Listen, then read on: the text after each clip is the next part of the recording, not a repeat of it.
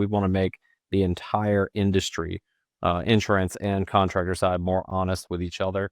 And we want to make sure we can hold each other accountable.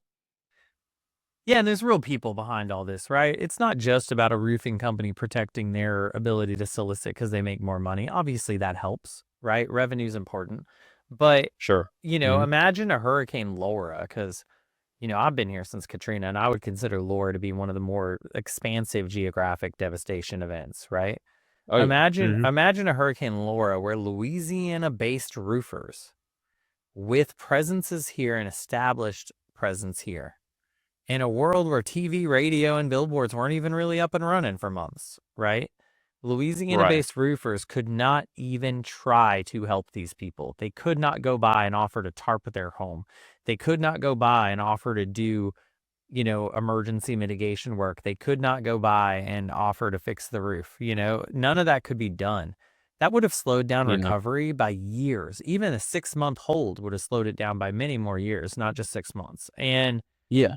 I think the state of Louisiana, the citizens do better when insurance, attorneys, public adjusters, insurance adjusters, and contractors all work well together. We're not always going to agree, but we should be able to at least treat each other fairly.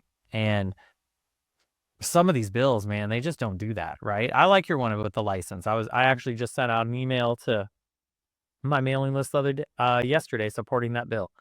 Yeah. Because I pull all the legislation regularly and summarize it and tag it as either policyholder friendly, policyholder threat, or yellow, like in between. Yeah. And those are the bills that we really want to look at, is if it doesn't kill the contractor roofing industry, if it doesn't kill the insurance industry, and it's better for the policyholder, that's our primary target, right? We want to make everything as easy as possible for the homeowner, because they're in this big tug of war after they file a claim.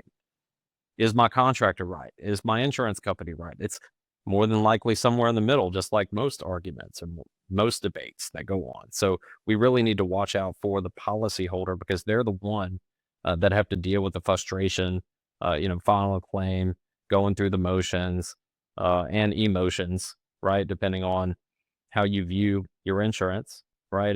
If a claim hadn't been paid out in 6 months and all of a sudden an appraiser comes along and 30 days later you get a brand new roof, that's a problem. That means somebody failed. Either the insurance company failed for not providing coverage, or the appraiser was too aggressive and he shouldn't have approved the roof.